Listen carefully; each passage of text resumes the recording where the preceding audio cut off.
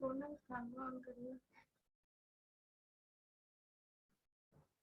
Afternoon.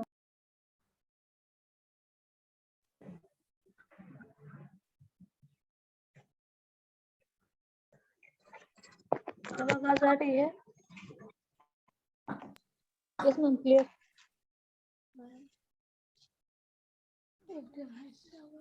चलो ठीक है, हो गया। अभी good afternoon ma'am. Thank you. Good afternoon. Bhaskar आज अपनी मर्जी से कैमरा ऑन रखा है। Very good. मुझे बताने की, बोलने की जरूरत नहीं पड़ रही है।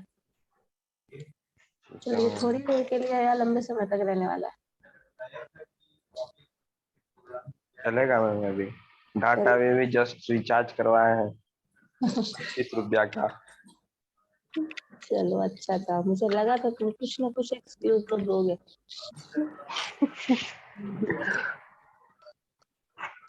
चलो ठीक। हम लोग लास्ट डे क्या कर रहे थे, कुछ याद है?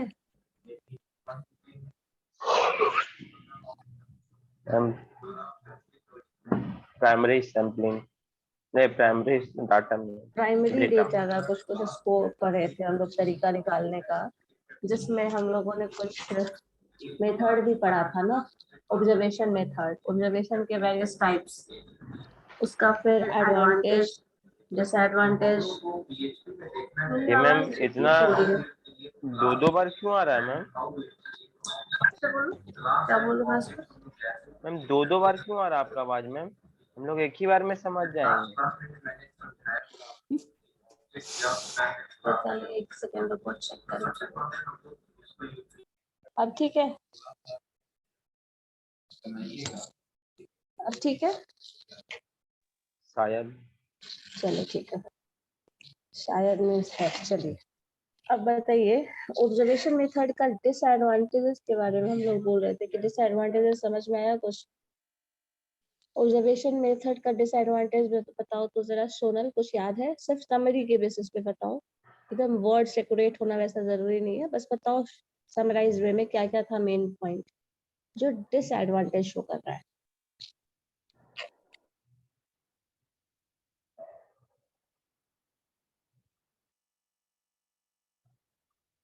सोनल एंड भास्कर, आप ही जो है ना, चलिए बताइए जरा।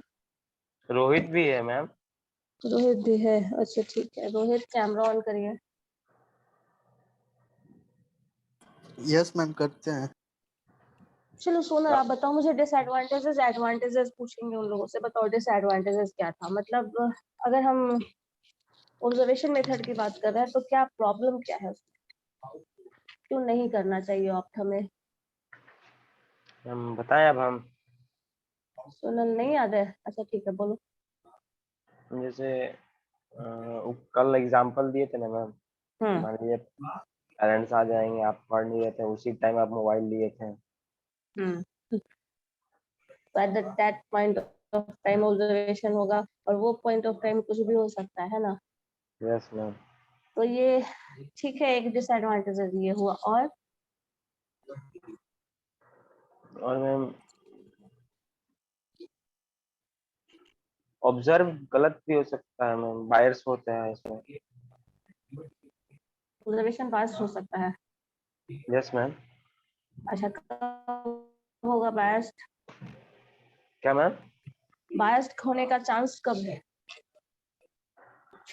एक्यूरेट मतलब मान लीजिए 100% ऑब्जर्व नहीं कर पाएंगे हम, जैसे कि बोलो। कोई अदर पर्सन कोई हम लोग को जज करने के लिए करेगा तो गलत ही जज कर सकता है मैम। लेकिन वो जो देख रहा है और जो बोल रहा है, जो नोट करेगा, वो तो गलत नहीं है, वो रियल टाइम में वैसा हो रहा है, इसीलिए वो ऐसा देख के वैसा बता रहा है, तो वो तो गलत नहीं है ना। थ्योरेटिकली अगर इस चीज को समझा जाए, आप जैसा बिहेव कर रहे हैं, आपके बिहेवियर को सिर्फ वो ऑब्जर्व कर रहा है, उसके प्रेजेंस से आपके बिहेवियर में चेंज नहीं आया है, आपको वो ऑब्जर्व कर रहा है। मतलब आप फोन, पेरेंट्स वाला जो बात एग्जाम्पल कर रहे हो, फोन तो आप लिए थे, भले आप उसी टाइम लिए हो, लेकिन आप फोन यही लिए गलती थे कर दी है मैम। जो भी, अब गलती यही हो तो है, तो गलती यही ना, नोटेशन जो किया, जो नोट किया जाएगा वो तो गलत नहीं है ना, वो तो वही है ना, नोट किया गया इंफॉर्मेशन तो गलत नहीं है, तो नो इंफॉर्मेशन मैम। को तो गलत नहीं बोल सकते हैं ना कि इंफॉर्मेशन ही गलत है, यस मैम। तो उस हिसाब से वो तो गलत है नहीं। तो अब बताओ ये डिसएडवांटेज एडवांटेज बताओ, तो फिर सब तुम लोग मिक्स कर रहे हो। मैम बायस एडवांटेज बता रहे बताएं। थे,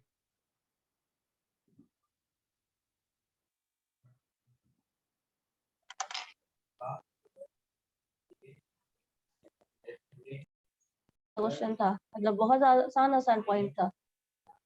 जिसका कुछ डिसएडवांटेजेस का सबसे अच्छा एग्जांपल तो ये भी था ना, आप इंटरव्यू देने जाते हैं तो आप ऐसे एक्ट और रिएक्ट करते हैं जैसे आप एकदम सबसे एलिजिबल कैंडिडेट है, सबसे बेस्ट कैंडिडेट है, बट ऐसा हमेशा तो नहीं होता है कि एकदम बेस्ट कैंडिडेट वाला बिहेवियर होता है ऐसा। नो। तो यहाँ बायस मतलब यहाँ पे कुछ आया मिस इंटरप्रिटेशन, डिसएडवांटेज दिख रहा है, क्योंकि हमें चाहिए रियल इंफॉर्मेशन चाहिए, लेकिन जब हम इंटरव्यू ले रहे हैं तो हम रिस्पोंडेंट को ऑब्जर्व कर रहे हैं, लेकिन on the basis of that observation जिस पॉइंट ऑफ जो भी जजमेंट करेंगे वो सही नहीं होगा, क्योंकि जिस पॉइंट ऑफ टाइम पे हम ऑब्जर्व कर रहे हैं उस वक्त उसका बिहेवियर क्या होगा। एक वर्ड आया था यहाँ पे कुछ, overt behaviour, that behavior is for showing off। हाँ, आप यस कैसे मैम। अभी बेस्ट कैंडिडेट की तरह एक्ट कर रहे हैं, मतलब आप बेस्ट कैंडिडेट हैं ये जरूरी नहीं है, हो सकता है आपको, बट ये जरूरी नहीं है कि आप जैसे रिएक्ट करेंगे उसी वक्त की बात कर रहे हैं। मतलब उस केस में क्या था, इनडायरेक्ट सॉरी अनडिस्गाइज्ड ऑब्जर्वेशन लेना ज्यादा इफेक्टिव होगा। छोटा छोटा पॉइंट भूल जाओगे तब तो हो गया। चलो देखो स्क्रीन भूले विजिबल है, नहीं है। हाँ बस याद नहीं है। याद ही नहीं आ रहा था। चलो ठीक है। एडवांटेजेस देखो, ओरिजिनल डेटा मिलेगा, बिकॉज जो टाइम हो रहा है, जो काम हो रहा है, रियल डेटा, वही फोन वाला याद रखना एग्जांपल, जो पॉइंट ऑफ टाइम पे हो रहा है इन्फॉर्मेशन, जिस पॉइंट पे इवेंट अकर हो रहा है आप वो डेटा दे रहे हैं, that is advantages of this method.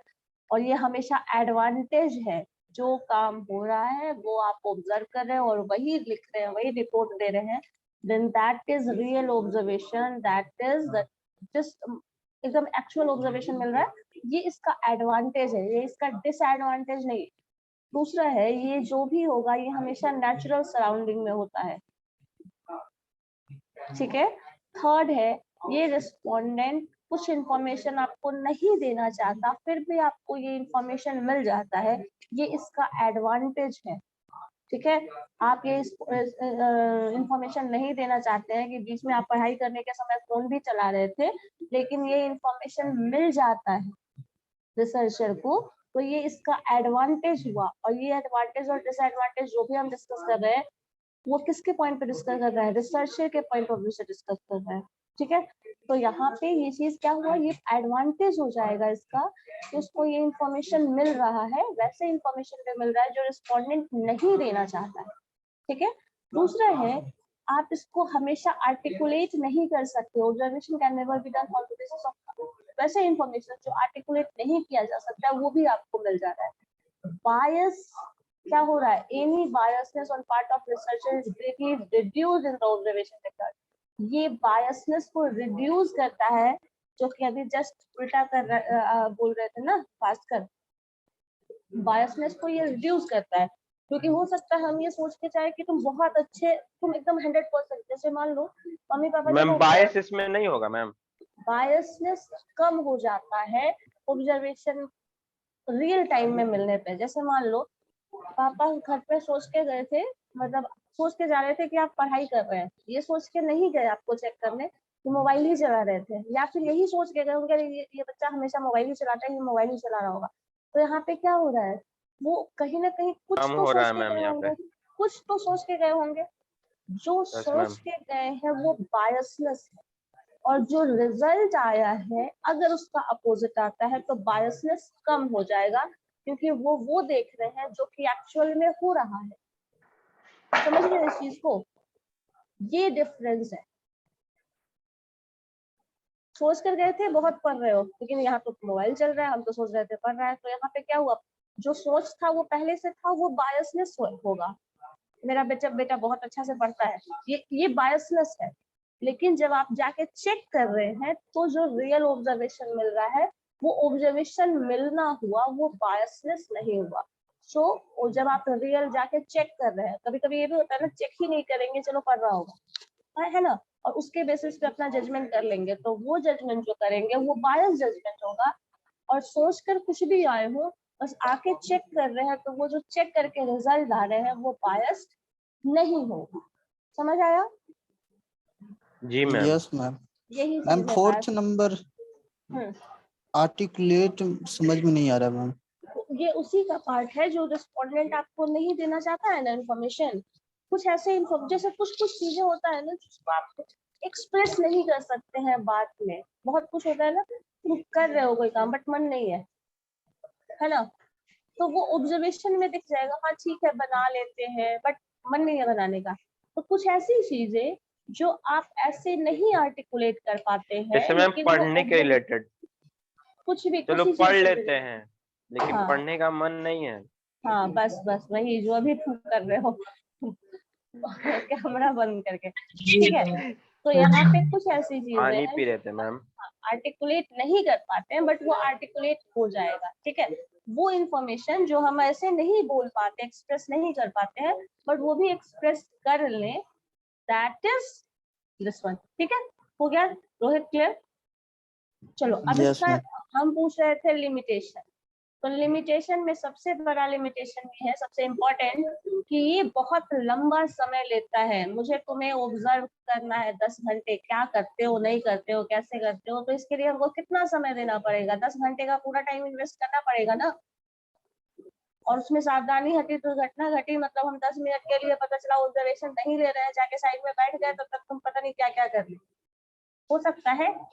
Observation लेने के लिए आपको बहुत लंबा समय देना पड़ता है। You might wait for a longer period of time. एक पर्टिकुलर पॉइंट को, सपोज मान लो तुम जैसे कभी शॉप में ही का ही सोच लो, एग्जाम्पल, बहुत सारा एग्जाम्पल हो सकता है।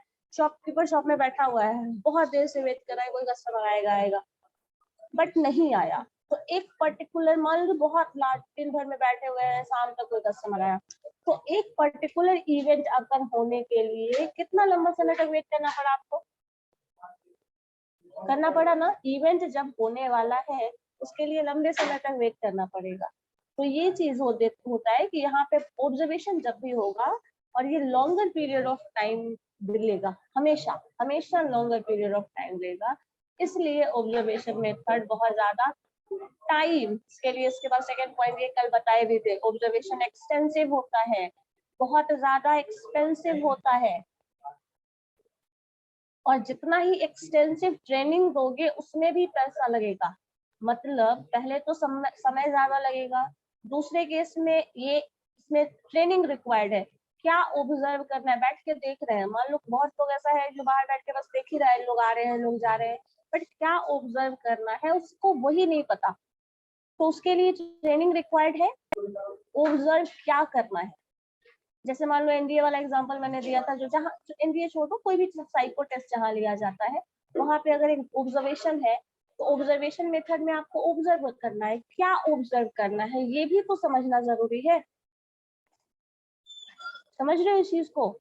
तो ऑब्जर्वेशन में आपको ये भी समझने के लिए फिर ट्रेनिंग देना पड़ता है जो ऑब्जर्वेशन लेगा, तो इसके लिए ट्रेनिंग रिक्वायर्ड है।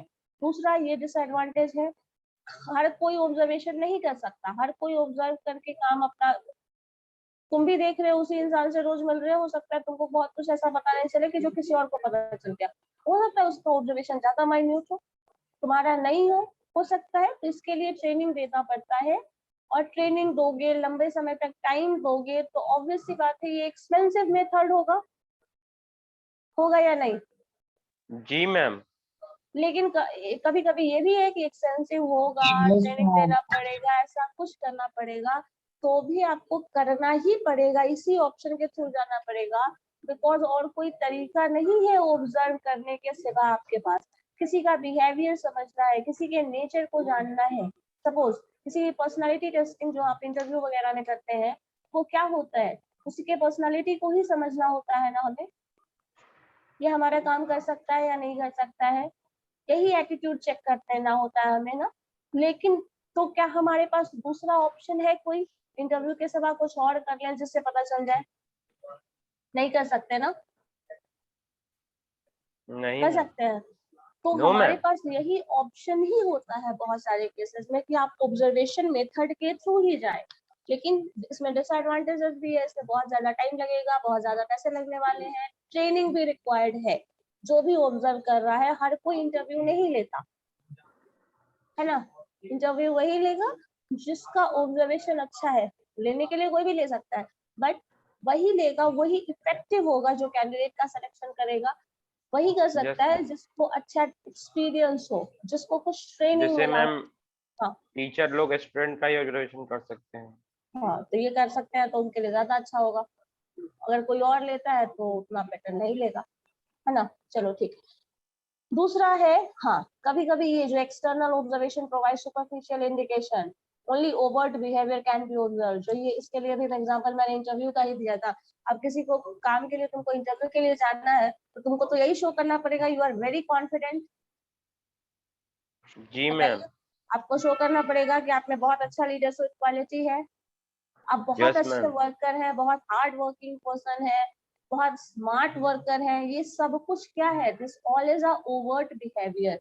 आप ये शो करेंगे कि आप ऐसा है। अब एक्चुअल में हो सकता है उससे रिलेटेड कहीं ना कहीं पर्सनालिटी में वो चीज, वो सारे वैल्यूज और जिसकी बात कर रहे हैं वो हो, लेकिन हो सकता है नहीं भी हो, है ना। तो यहाँ पे आपको ऑब्जर्वेशन में अगर रखा गया है और आपको इन केस पता है ये चीज, तो इस केस में उसका डिसएडवांटेजेस ये हो जाएगा कि आप उसके हिसाब से बिहेवियर करना शुरू कर देंगे, और आप जो बिहेवियर करेंगे वही नोट होगा। ठीक है। सो एक्सटर्नल बिहेवियर हमेशा क्या होता है, कभी कभी सुपरफिशियल इंडिकेशन देता है, वो चीज भी शो करेगा जो है नहीं, है ना। इंटरव्यू में जा रहे हैं, जो आजकल पे किया जाता है उसकी बात कर रहे हैं। नेक्स्ट है to observe, sorry, to observers में observe the same event but made different influences. ये भी बताया था मैंने, किसी के हिसाब से तुम बहुत अच्छे कैंडिडेट हो, दूसरा इंटरव्यूअर बोल रहा है कि ये कुछ खास कैंडिडेट नहीं है। हो सकता है ऐसा या नहीं होता है। जैसे जैसे देखो ना, इसमें डांस वांस कंपटीशन देखते हैं ना, टीवी वगैरह पे देता है, एक जज कुछ और मार्क्स दिया, दूसरा जज कुछ और मार्क्स दिया, दोनों अलग अलग मार्क्स क्यों दे रहा है? दोनों का ऑब्जर्वेशन अलग होगा ना। दोनों के हिसाब से दोनों दो क्राइटेरिया, कुछ क्राइटेरिया है जो फुलफिल नहीं कर रहा है, किसी के हिसाब से वो क्राइटेरिया फुलफिल कर रहा है, तो कोई ज्यादा मार्क्स देता है, कोई एक कम मार्क्स देता है। होता है ऐसा या नहीं? जी मैम।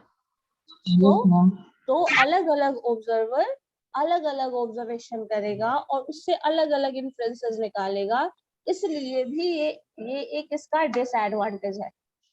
ठीक है। थर्ड है, ये जो भी ऑब्जर्वेशन मेथड के थ्रू हम ओपिनियन गैदर करने की कोशिश करते हैं, that is very difficult to gather. किसी का ओपिनियन, किसी का इंटेंशन समझना इतना आसान है क्या? रियल लाइफ एग्जांपल से समझ के बताओ। सब लोग कैमरा ऑन करो, फिर से कैमरा तुम लोगों ने बंद कर दिया। कैमरा ऑन है मैम मेरा। नहीं, तुम, रोहित ने बंद कर दिया है, 25 रोल बिट्टू। नंबर, सब कैमरा बंद कर। चलिए ऑन करिए। ठीक है। सो यहाँ पे बताओ, ओपिनियन, इंटेंशन, बिहेवियर। ठीक है, बिहेवियर की बात कर रहे हैं, इंटेंशन की बात कर रहे हैं, ओपिनियन की बात कर रहे हैं, किसी के वैल्यूज की बात कर रहे हैं। ये सब कुछ क्या, इसके बारे में इंफॉर्मेशन गैदर करना क्या इतना आसान काम है? किसी के इंटेंशन को समझना, छोड़ो ना, तो सामने वाला तुमको मारने वाला है या तुमसे बहुत ढंग से बात करने वाला है या क्या करने वाला है, ये इंटेंशन समझना क्या इतना आसान काम है? अगर ऐसा यस होता मैम। तो, इतना आसान होता तो फिर तो कोई गलत कुछ होता ही नहीं पूरे वर्ल्ड में। तुम ऑब्जर्व करके समझ जाते कि सामने वाला आके हमको लात मारने वाला, तो आसान है। अरे मैम, सामने वाला से अगर लड़ाई किए रहेंगे तो मैम पता रहेगा ना क्या क्या मारेगा। लड़ाई किए रहेंगे पता चलता है कब।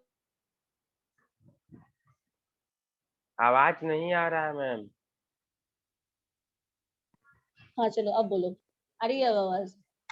Yes ma'am. कभी कभी ऐसा पता होता है, हो सकता है जिसकी आप बात कर रहे हैं, लेकिन कभी कभी ऐसा भी तो होता है इन्फॉर्मेशन हमें होता ही नहीं है।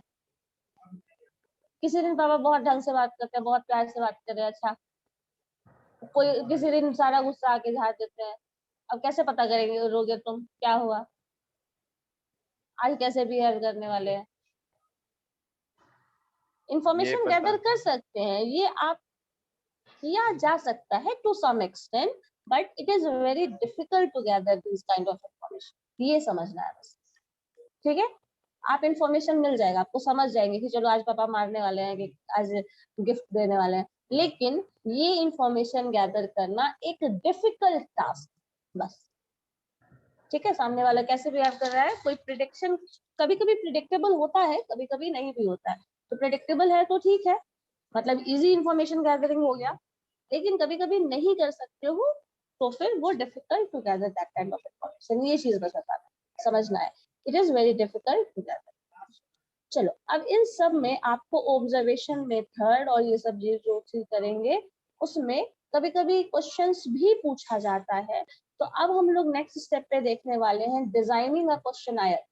सो क्वेश्चनायर क्या होता है, questionnaire is a set of question जिसके थ्रू आप डेटा कलेक्ट करते हैं।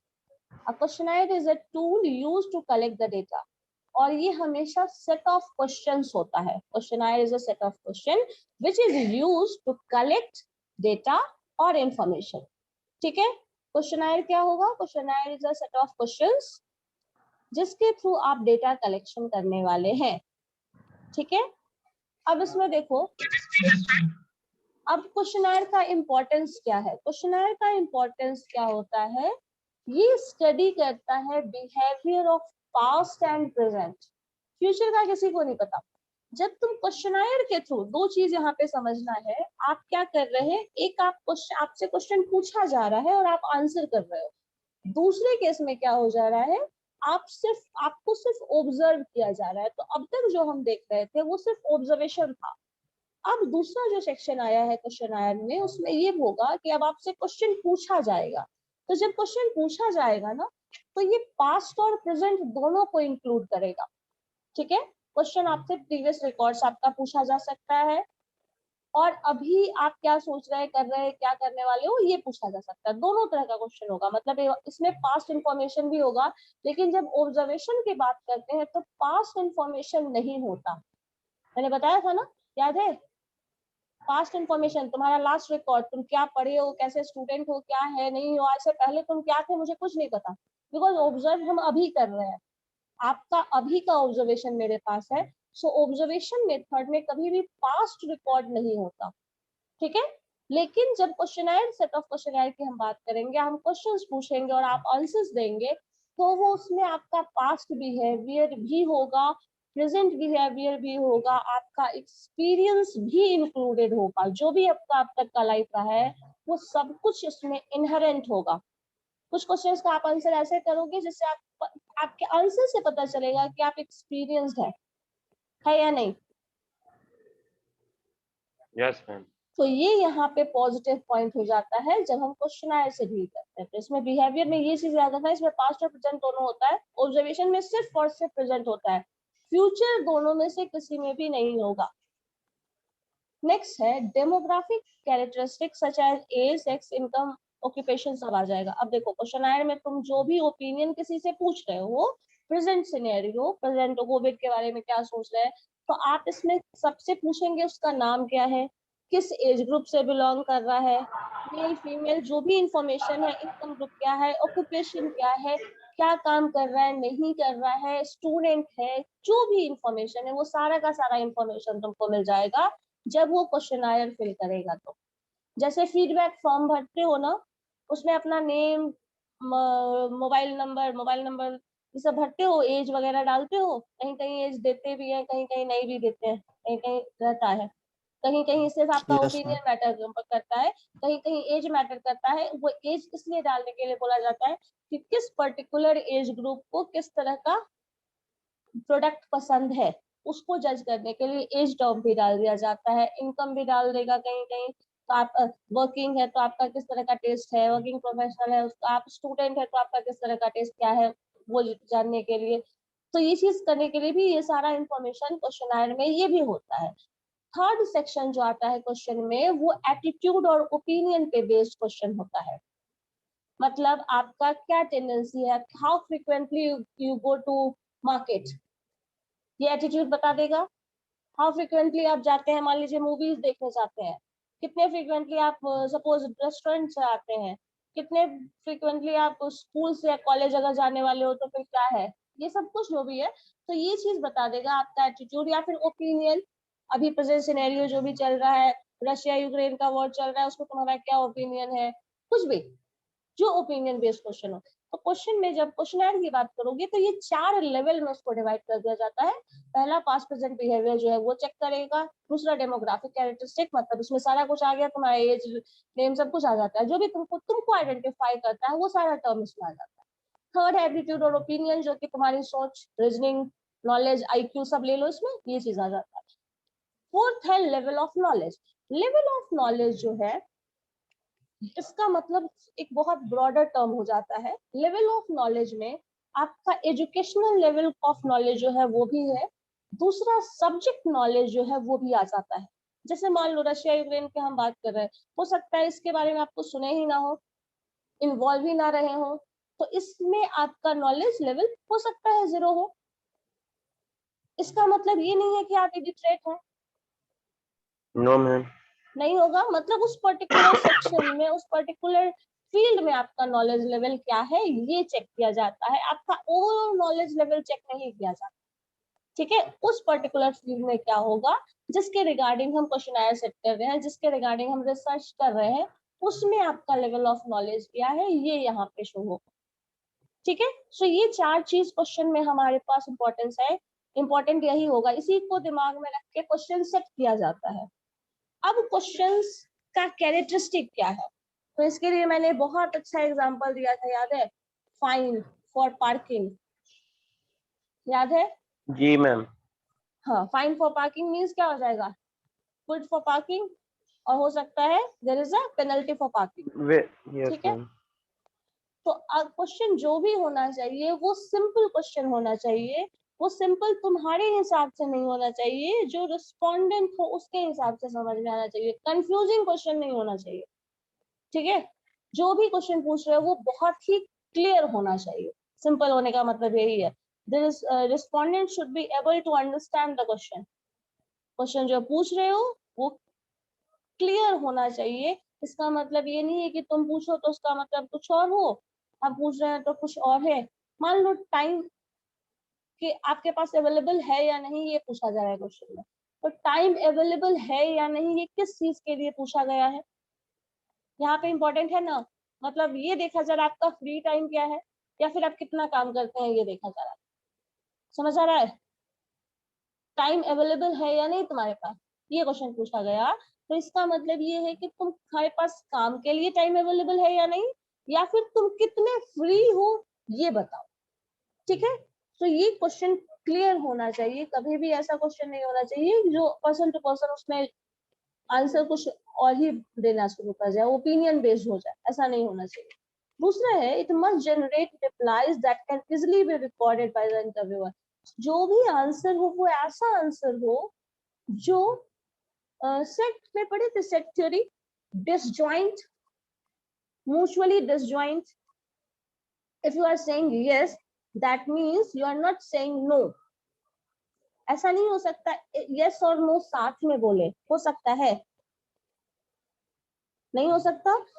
म्यूचुअली नहीं एक्सक्लूसिव मैम। टर्म होगा, मतलब जो भी आप रिप्लाई देंगे वो या तो यस है तो यस है, नहीं है तो फिर नहीं है, दोनों का मिक्स मर्ज क्वेश्चंस कुछ ना आ जाए। तो ये चीज ध्यान रखना है कि जो भी आंसर आप रिस्पॉन्ड करेंगे, आंसर जो भी ऑप्शन देंगे, वो ऐसा रिप्लाई होना चाहिए जो कि समझ में आ जाए और वो एक क्लियरली एक सेट को डिफाइन कर दे।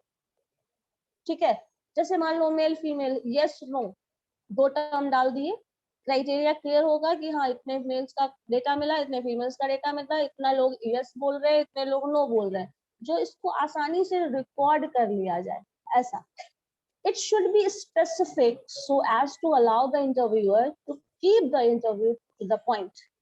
जो भी क्वेश्चन हो वो स्पेसिफिक हो, जो आंसर सिर्फ उन्हीं टर्म्स का दे जो कि इंटरव्यूअर के हिसाब से या फिर क्वेश्चन पूछने वाले के हिसाब से इम्पोर्टेंट हो फॉर दैट स्टडी, और वो उसी ट्रैक पे हो। ऐसा नहीं एक क्वेश्चन पूछ लिया कहीं और से, एक दूसरा क्वेश्चन कहीं और से पूछ रहा है, ऐसा नहीं होना चाहिए। जो भी क्वेश्चन पूछ रहे हैं वो उसी ट्रैक पे जाए जिस ट्रैक का हम स्टडी कर रहे हैं, जिसको हमें पढ़ना है, जो हमारा रिसर्च का टॉपिक है, ऑब्जेक्टिव है, वही होना चाहिए।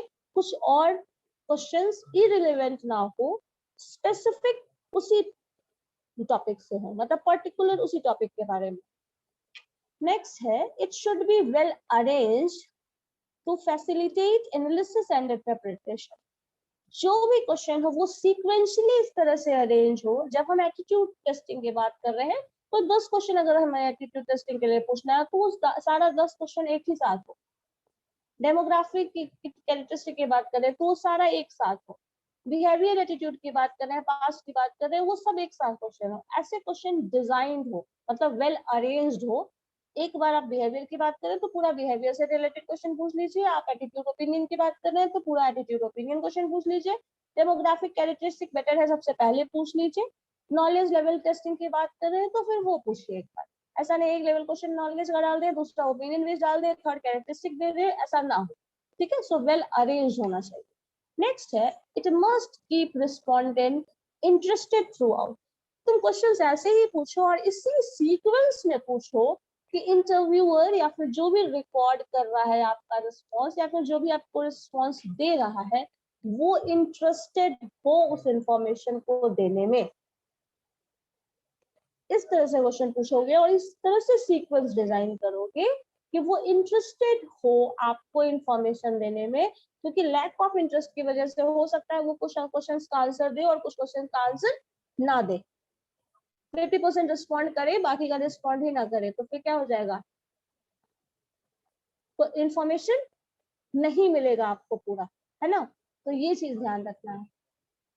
ये कैरेक्टरिस्टिक ऑफ क्वेश्चनायर हो गया। क्वेश्चन सिंपल होना चाहिए, जो भी रिप्लाई है उसको इजिली रिकॉर्ड कर लिया जाए, मतलब यस नो सब। अब तीसरा कुछ और बोल दे, यस एंड नो, तो उस तरह का नहीं। जैसे ऑब्जेक्टिव क्वेश्चंस में ये चीज ध्यान रखना, ऑब्जेक्टिव क्वेश्चन में जैसा आंसर होता है ना, अगर ऑप्शन ए करेक्ट है तो ऑप्शन ए जितने लोगों ने किया सबका आंसर करेक्ट है, बी ने किया तो बी का सबका गलत है। अब वो 60%, 1%, 2% कुछ भी पर्सन रिस्पॉन्ड किया हो उसको, तो ये रिकॉर्ड बहुत आराम से हो पाए। Third, question specific related to, specific word बोल सकते हैं या फिर पर्टिकुलर टू दैट टॉपिक को, ये हमेशा ध्यान रखिएगा। वेल अरेंज्ड हो, क्योंकि इंटरप्रिटेशन हम लोगों को निकालना है, लास्ट में कंक्लूजन डिस्कशन सब कुछ करना है, तो वेल अरेंज्ड हो। और कोशिश करना है, ये थोड़ा मैनेजमेंट और मार्केटिंग का टर्म आ गया, कि रिस्पोंडेंट को इंटरेस्टेड रखना है थ्रू आउट द रिस्पॉन्स, कि वो इंटरेस्टेड होगा आपके क्वेश्चन का आंसर करने में तो वो पूरा का पूरा रिस्पॉन्स देगा। अदरवाइज 2-4 क्वेश्चन पूछे बाकी फिर वो चला गया, अब आपके क्वेश्चन का आंसर देने में उसको कोई इंटरेस्ट नहीं है, अब वो जा सकता है। अब और आप फोर्स भी नहीं कर सकते, यहाँ पे हम लोगों ने ये भी पढ़ा था ना, you can't force respondent to response. तो ये चीज ध्यान रखना। ठीक है, समझ आया ये चीज क्या है, designing of the questionnaire and characteristic of the questionnaire. Yes बताओ। जी चलो ठीक है। अब देखो different type of questionnaire, different type of questionnaire जो है ना वो ऑलमोस्ट वैसा ही है ऑब्जर्वेशन की तरफ, structured and non disguise, structured and disguise, non structured and disguise, non structured and non disguise. अब देखो स्ट्रक्चर्ड वर्ड आ गया, मतलब क्वेश्चन जो है वो पूरा का पूरा स्ट्रक्चर बना दिए हैं, क्वेश्चन आयर जैसे हम बनाते हैं वैसे बना चुके हैं। नॉन डिस्गाइज का मतलब याद है, डिसगाइज का मतलब क्या होता है, आपसे इनडायरेक्टली इंफॉर्मेशन, मतलब आपको पता नहीं है, हाँ आपको पता नहीं है बट आप इंफॉर्मेशन दे रहे हैं। नॉन डिसगाइज का मतलब आप इंफॉर्मेशन दे रहे हैं और आपको पता है, तो आप जाते हैं किसी को इंफॉर्मेशन मांग रहे हैं, पूछ रहे हैं और स्ट्रक्चर्ड वे में क्वेश्चन पूछ रहे हैं, तो this is the first type. ठीक है, क्वेश्चन जो है वो प्री अरेंज्ड ऑर्डर में है और आप उससे सारे क्वेश्चन को आप बोल रहे हो आप हमको 5 मिनट का समय दीजिए, आपको हम रिस्पॉन्स करना है और ये चीज है, वो सारा कुछ बता रहे हो, फिर आप उससे आंसर ले रहे हो, इस तरह का। दूसरा जो हो गया वो क्या है, स्ट्रक्चर्ड एंड डिस्गाइज्ड। क्वेश्चन तो स्ट्रक्चर्ड है बट आप क्या कर रहे हैं, डिसगाइज्ड वे में ले रहे हैं, मतलब सामने वाले को पता नहीं है कि वो इंफॉर्मेशन दे रहा है। ठीक है,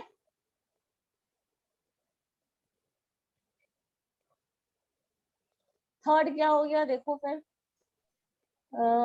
नॉन स्ट्रक्चर्ड, मतलब नॉन स्ट्रक्चर्ड और डिसगाइज्ड, मतलब इंफॉर्मेशन पूछ भी रहे हो और कोई सेट ऑफ क्वेश्चन आया नहीं है, जस्ट ओपिनियन जो आप लोग क्लास में डिस्कस करते हैं वैसा कुछ।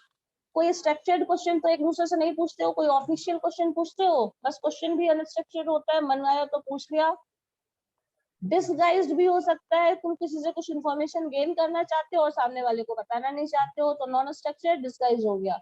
Non structured and non disguise, तुम ये सामने वाले को पूछ रहे हो, उससे को पता है कि तुम ये पूछ रहे हो और यही जानना चाहते हो इसलिए पूछ रहे हो, ये सिर्फ उसका टाइप है और इस चीज को समझना है। अब इस तरह के क्वेश्चनायर का हम इस्तेमाल क्यों करते हैं, क्योंकि इतने सारे जब क्वेश्चनायर्स हम बना सकते हैं तो उसका डिफरेंट डिफरेंट यूज होगा। एक ही उसके लिए इतना सारा क्वेश्चनायर का टाइप तो नहीं बनाया जाएगा ना, बनाया जाएगा, बताओ। नहीं मैम। नहीं, मतलब उसका अलग अलग यूज होगा, कहीं ना हर सिचुएशन में हम हर क्वेश्चनायर को तो नहीं दे सकते, कभी कभी हमें हमें इंफॉर्मेशन तो चाहिए लेकिन हमको हमको ये इंफॉर्मेशन आपको नहीं पता करने देना है ना। तो यही चीज यहाँ पे देखना है कि किस सिचुएशन में हम कब क्या इंफॉर्मेशन ले सकते हैं। तो सबसे आसान और सीधा सादा जो तरीका है वो पहला वाला है, स्ट्रक्चर बना लो, क्वेश्चनायर बना लो तुम, और क्वेश्चनायर का आंसर सामने वाले से लेने जा रहे हो एंड उनको बहुत अच्छे से पता है आप उससे क्वेश्चनायर का आंसर लेना चाहते हैं। सपोज मान लो कुछ लोग क्या है, लेंस लगवाते हैं ना कुछ लोग, यस मैम।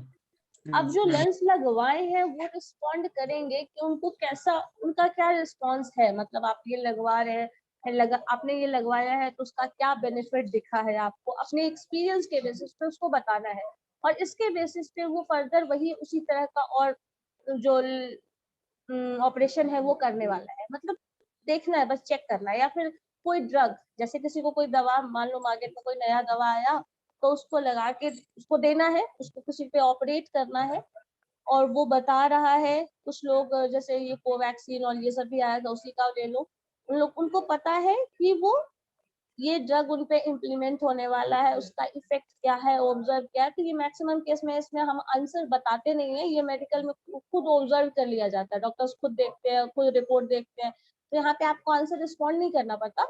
लेकिन हम उसकी बात कर रहे हैं, जैसे लेंस लगवाते हो ना, तो आपको क्या फील हो रहा है, कैसा, अब आपका क्या ठीक हुआ नहीं हुआ, आपको क्या लगता है ये करवाना अच्छा है या नहीं, तो इसके बेसिस पे लोगों को और वो ओपिनियन दे सकते हैं। तो इसमें क्या होता है, स्ट्रक्चर्ड क्वेश्चनायर भी बना लिया गया, सामने वाले रिस्पॉन्स से आपको पता है कि वो क्वेश्चन का आंसर कर रहा है, वो बता रहा है, वो फीडबैक दे रहा है उसका कि उसने लगाया तो उसका क्या एक्सपीरियंस है, उससे किसी और को भी हेल्प मिल सकता है। ठीक है, तो ये जो है वो सबसे सिंपल और सीधा तरीका है, लेकिन बहुत सारे केसेस में क्या होता है ना, बहुत लोग इंफॉर्मेशन देना ही नहीं चाहते।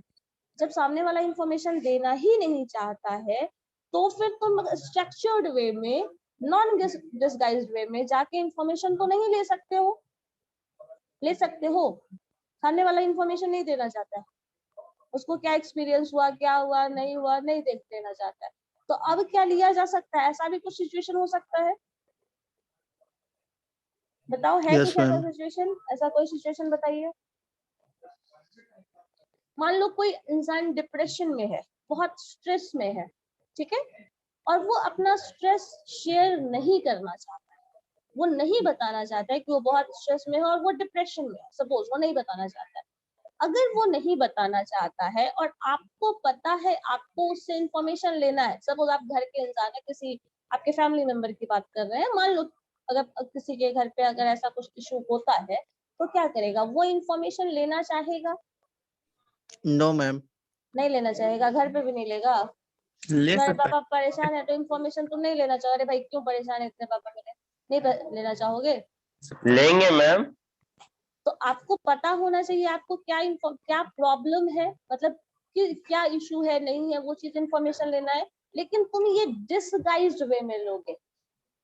क्योंकि डिसगाइज्ड वे में मींस उनको पता नहीं चले कि आप इंफॉर्मेशन ले रहे हैं पूरी तरह, आपके हर क्वेश्चन का वो आंसर नहीं करने वाले, डायरेक्टली आंसर नहीं कर रहे हैं। सपोज किसी की बात करें जो इन्फॉर्मेशन नहीं देना चाहता, उसकी बात करें। अब तुम्हारे पास कितना पैसा है, नहीं बताना चाहते हो, चलो डिप्रेशन वाला लग रहा है अगर इशू है तो। तुम्हारे पास कितना पैसा है, तुम नहीं बताना चाहते हो। कुछ लोग तो बहुत ज्यादा ओवर एस्टिमेट करके ही बताते हैं, कुछ लोग नहीं बताना चाहते हैं। चलो, तो अब इन्फॉर्मेशन तुम लेना चाहोगे क्या, डिस्गाइज वे में लोगे, मतलब सामने वाले को पता नहीं चले, लेकिन तुम उसका इन्फॉर्मेशन क्या कर रहे हो, किसी न किसी तरह से इनडायरेक्टली डायरेक्टली किसी तरह ऑब्जर्वेशन रख के या फिर कुछ भी तरीके से आप उससे इंफॉर्मेशन लेने की कोशिश कर रहे हैं। दैट इज डिसगाइज्ड वे। सामने वाले को पता नहीं है, वो इंफॉर्मेशन दे रहा है, लेकिन वो इंफॉर्मेशन किस तरह से क्या आप यूज कर रहे हैं नहीं पता। बट आप क्वेश्चनायर जो बनाए हैं, आपको क्या इंफॉर्मेशन लेना है वो आपको बहुत क्लियर है, लेकिन सामने वाले को पता नहीं है कि वो इंफॉर्मेशन दे रहा है। ये हो गया स्ट्रक्चर्ड। जो आपको इंफॉर्मेशन चाहिए दैट इज स्ट्रक्चर्ड, बट सामने वाला जो इंफॉर्मेशन दे रहा है वो अनविलिंगली दे रहा है, तो इस वजह से वो डिसगाइज्ड इंफॉर्मेशन है। ठीक है, क्लियर है? Yes ma'am. हाँ, अब देखो डिसगाइज्ड वे में इंफॉर्मेशन, अब ये पहले वाला पहले देख लो। स्ट्रक्चर्ड और नॉन डिसगाइज्ड में क्या हो गया, इंफॉर्मेशन पता है आप ले रहे हैं और सामने स्ट्रक्चर्ड वे में ले रहे हैं, तो इसका कॉस्ट लेस हो जाता है। सारे ही क्वेश्चनर में हमेशा कॉस्ट लेस होगा ये जरूरी नहीं है। जैसे इसको मेल के थ्रू आप भेज दीजिए, ज्यादा समय तक मेल है आपके पास, रिस्पॉन्स मिल गया, किसी को पेपर दे दिए, इसका रिस्पॉन्स फिल कर दो। जैसे फीडबैक फॉर्म वगैरह जो होता है, वही मान के चलो एग्जांपल, पता नहीं तुम लोग और कोई सर्वे का फॉर्म भरे हो या नहीं, मुझे नहीं पता। फीडबैक फॉर्म तो ऑलमोस्ट सबने भरा होगा, है ना। जैसे सेंसस वाला इंफॉर्मेशन आता है, वो सैंपल सर्वे ऑर्गेनाइजेशन का है, फैमिली हेल्थ सर्वे आता है, ये बहुत कुछ है जिसमें आप इंफॉर्मेशन आता है, दूध वाला, सुधा दूध वाला उभरे हैं। हाँ, तो वो सब वही चीज है, तो वहाँ पे आप इंफॉर्मेशन देते हैं। तो अब यहाँ पे जब वो इंफॉर्मेशन जो भी होता है ना, नॉन डिस्गाइज्ड क्वेश्चनर होता है और स्ट्रक्चर्ड क्वेश्चनर होता है। क्वेश्चनर दिया हुआ है तो स्ट्रक्चर तो है ही, और नॉन डिस्गाइज होता है मतलब आपको पता है you are going to give information and this kind of information you are going to give. तो ये सब कुछ जो भी होगा वो उसमें कॉस्ट लेस होगा। पेपर फिल करके दे रहे हो तो वो पेपर लंबे समय तक रखेगा, तो that will last longer. Better fragrance मतलब यहाँ पे इंफॉर्मेशन जो है वो जो भी मिलेगा ना वो पॉजिटिव होगा, क्योंकि सामने वाले को पता है उसने ये इंफॉर्मेशन दिया, और अगर वो पॉजिटिवली पार्टिसिपेट कर रहा है उसमें, तो वो हमेशा पॉजिटिव एटीट्यूड शो करे, प्रोड्यूसेस मोर लेदर्स। और मैम पॉजिटिव शो करेगा। क्या इंफॉर्मेशन आप दे रहे हैं ना, आप इंटरेस्टेड होके दे रहे हैं ना, विलिंगली दे रहे हैं ना, इंफॉर्मेशन विलिंगली दे रहे हैं ना, तो पॉजिटिव है ना। फीडबैक फॉर्म को हर जगह आप इंटरेस्ट के साथ भरते हैं, कभी कभी होता है चलो जो भी है लिख दो, ये भी चीज होता है। तो अगर आप फिल कर रहे हैं तो आप विलिंगली दे रहे हैं ना, अपनी मर्जी से दे रहे हैं, जबरदस्ती तो कुछ नहीं किया गया ना। हाँ ठीक है, 5 इतना कुछ टाइम इतने में लग गया तो चलो 5 मिनट और लग रहा है, 2 मिनट और लग रहा है तो क्या है, ठीक है, वो चीज है। उसके बाद available in more convenient size, आराम से मिल जाएगा। हाँ, इससे क्या होता है, एक अच्छा क्या कहा जाए, रिस्पॉन्स जो है पॉजिटिव वो तो हम दे ही रहे हैं, और इंफॉर्मेशन एकदम से क्या हो रहा है, आपको एक अपना खुद का भी ओपिनियन जज करने का मौका मिलता है। जैसे मान लो तुमसे कोई क्वेश्चन पूछ रहा है कि आपका एक्सपीरियंस लाइफ के बारे में क्या है, हो सकता है ये सवाल तुम कभी अपने बारे में कभी सोचे ही नहीं हो सकता है ना, लेकिन अब आपसे क्वेश्चन पूछा गया तो आप इस बारे में सोचना भी शुरू करते हैं, तो एक ओपिनियन खुद का भी बनाने में ये हेल्प करता है। ठीक है, और कन्वीनियंट इन साइज हो ही जाएगा, सब कुछ ठीक है। चलिए, ये हो गया स्ट्रक्चर्ड वे में जो आप देते हैं।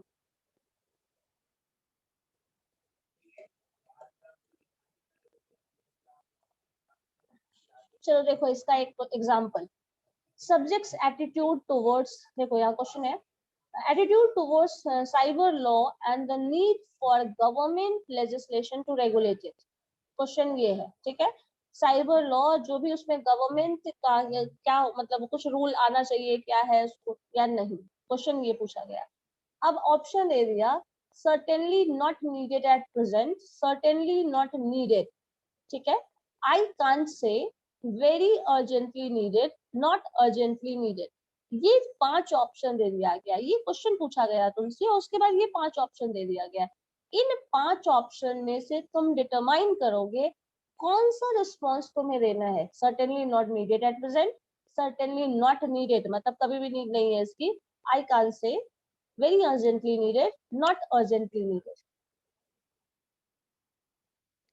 हो सकता है अब इसमें से तुम्हें ये 5 ऑप्शन के बेसिस पे कम से कम खुद का माइंड सेट करने के लिए तो एक ऑप्शन मिला ना,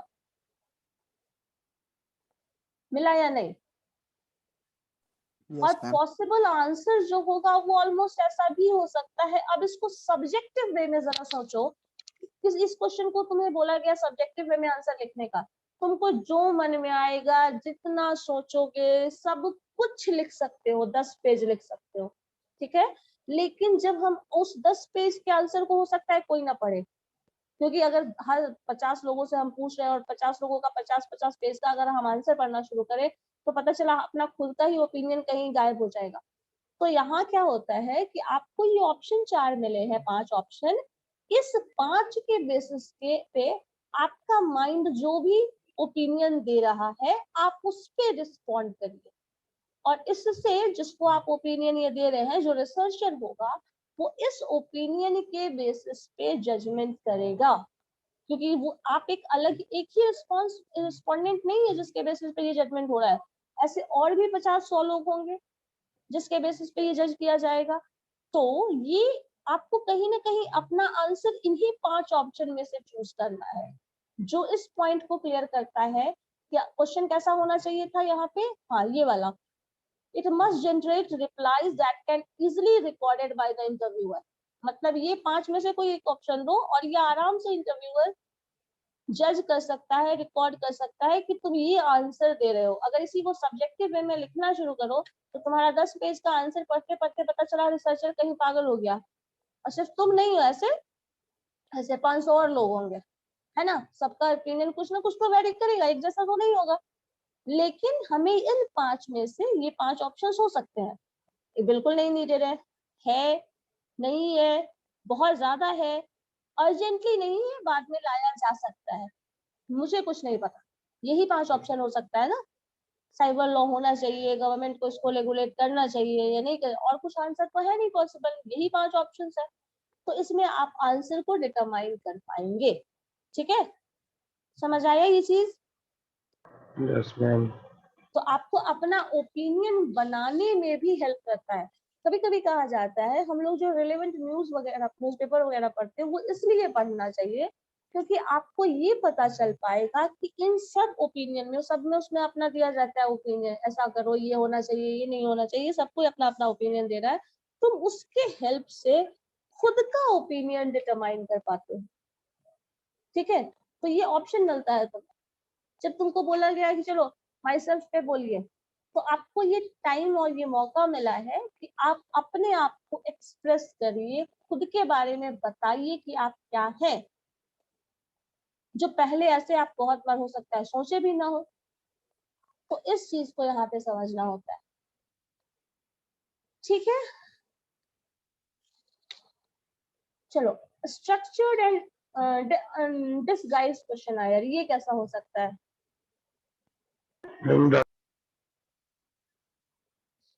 नहीं सुनाई दिया, फिर बोलो क्या बोल रहे हो। मैम क्लास में करते हैं ना। क्लास में आपने बताई है वही ना, स्ट्रक्चर एंड डिस्गाइज्ड, जो नहीं, कि अभी तो नॉन डिसगाइज्ड हम बताए हैं। जो इनडायरेक्ट व्यू से क्वेश्चन, हाँ, इनडायरेक्टली पूछ रहे हैं, वही है। डायरेक्टली क्वेश्चन नहीं पूछा जाता है। हाँ, डायरेक्टली नहीं पूछ रहे हो, मतलब सामने वाले डायरेक्टली पूछोगे तो सामने वाले को पता चल रहा है ना। Yes ma'am, yes. आपको इन्फॉर्मेशन उससे पूछना है, इन्फॉर्मेशन लेना है, बट सामने वाले को नहीं पता चले कि आप इस पर्पस के लिए ये इन्फॉर्मेशन दे रहे हैं। आप क्वेश्चन पूछोगे तो कुछ ना कुछ आंसर तो समझ में आएगा कि आप इस क्वेश्चन का आंसर जानना चाहते हो, बट आपको उनको ये समझ में नहीं आया कि आप किस पर्पस के लिए पूछ रहे हैं। अब पूछे तुमसे कि कौन सा टॉपिक तुमको अच्छा लगता है, ठीक है, सपोज मैंने पूछा कौन सा टॉपिक, इतने सारे टॉपिक पढ़े हो, कौन सा टॉपिक अच्छा लगता है, मैंने सिर्फ तुमसे क्वेश्चन पूछा, अब तुम आंसर दो मैंने ये नहीं बताया कि तुम क्वेश्चन इसका आंसर मैंने पूछा क्यों है, लेकिन अब जो टॉपिक तुम बताओगे बोलेंगे कल चलो स्क्रीन पे प्रेजेंटेशन देना है तो ये क्या हुआ, डिसगाइज्ड इंफॉर्मेशन हुआ ना। Yes ma'am, sure. यही चीज हो रहा है। चलो ठीक है, फिर नेक्स्ट क्लास में करेंगे। Okay okay ma'am, thank you. Thank you ma'am. Thank you ma'am. Ma'am attendance. Attendance का टेंशन अभिषेक को हो रहा है। हाँ हमको लगा था। चलो ठीक है, हो गया, बन गया। ठीक है चलिए। बहुत कम क्लास कर पाता मैम इसलिए। हाँ नो मैम, आएंगे आएंगे आएंगे। चलो।